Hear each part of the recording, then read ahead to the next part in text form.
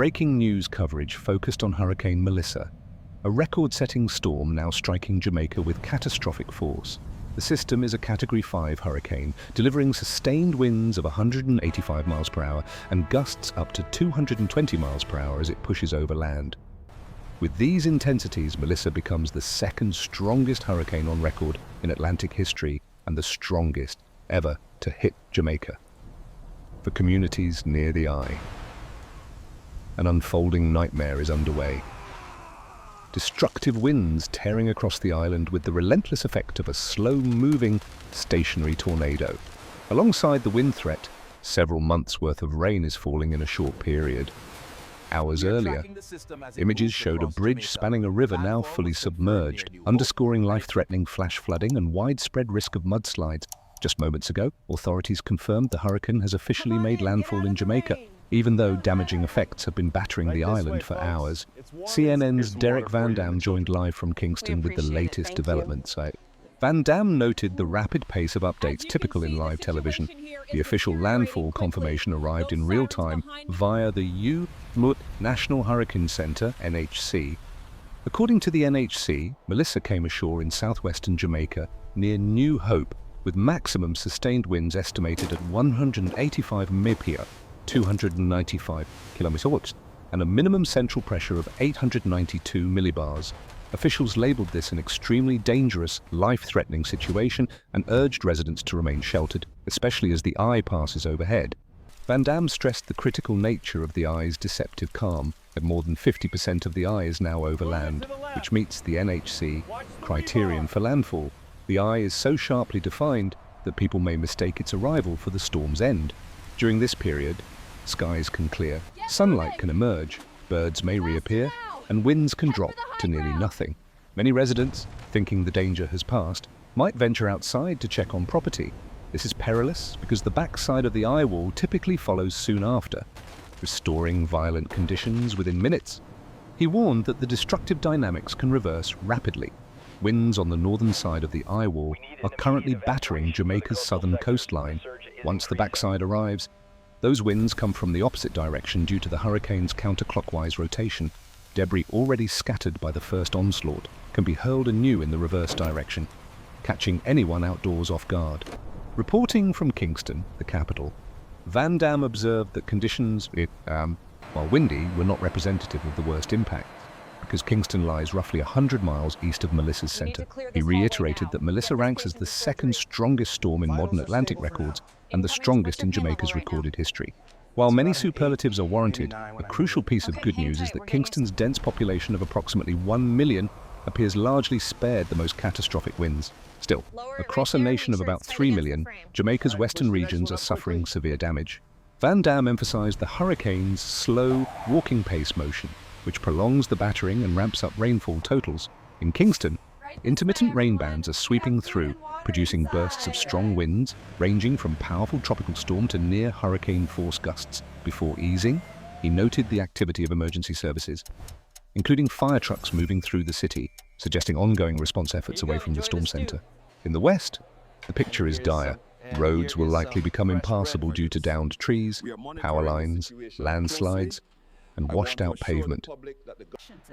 Catastrophic winds paired with mudslides threaten the region's agricultural base. The western parishes, known for farming, are absorbing the worst of the shock, a hit that carries heavy economic consequences. Van Dam also pointed to the north coast, where Montego Bay could experience a direct eyewall strike as Melissa traverses the island. With tourism central to coastal economies, especially around Montego Bay, the damage will be profound and the recovery difficult. The broadcast then turned to an interview with Senator Abka Fitz-Henley, Minister of State in the Office of the Prime Minister, who joined from Kingston. He echoed Van Dam's assessment that the capital, while experiencing wind and rain, is not taking the most severe blows. Authorities' immediate concern is St. Elizabeth Parish on the island's south-southwest, near the landfall point. Preliminary reports from St. Elizabeth are devastating. Numerous homes have been damaged, and early accounts indicate significant harm to medical facilities. In one instance, the ceiling of a hospital or medical center was reportedly lost. The senator also relayed that a building operated by Jamaica's public utility in the Black River area had its roof torn off. Emblematic of the structural damage unfolding, he stressed that while the government cannot fully assess conditions until it is safe, emergency teams stand ready to deploy as soon as the storm allows.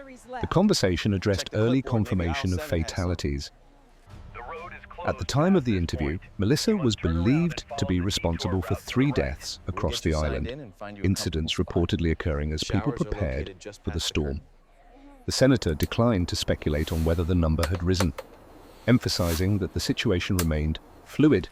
Given the hurricane's strength, he feared the toll could grow, though he hoped it would not. He reiterated the administration's priority to save lives through preparation and sheltering. Authorities opened over 800 shelters nationwide ahead of Melissa's arrival.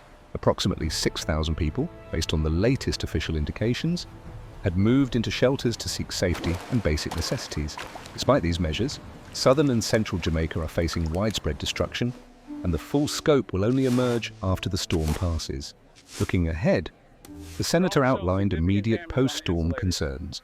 Foremost is the damage to livelihoods in farming communities across St. Elizabeth and surrounding areas, with fields and livestock exposed to catastrophic winds and flooding.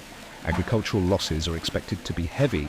He also noted considerable electrical outages across the island, with southern and western parishes accounting for the majority of impacted customers. Restoring power will be a major challenge. Jamaica relies heavily on overhead distribution rather than underground systems, leaving poles and lines vulnerable to hurricane-force winds and debris.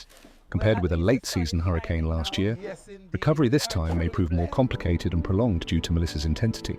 Water supply resilience is also a focus. Generators have been pre-positioned in various locations to keep critical water systems running where grid electricity is down, recognizing how essential running water is during and after a natural disaster. The senator reaffirmed that Hurricane Melissa is the most powerful storm Jamaica has ever recorded, and that while the road back will be difficult, the government is committed to mobilizing aid and support as soon as conditions are safe for first responders and evacuation teams to move. The broadcast concluded with a direct message to Jamaicans from the government. Leaders understand the hardship and anxiety citizens are enduring. The administration pledges to assist as swiftly and effectively as possible once the immediate danger abates. Even amid the ongoing emergency, preparations for relief and recovery are underway, with an emphasis on sheltering, restoring essential services, and protecting lives in the aftermath of this historic storm.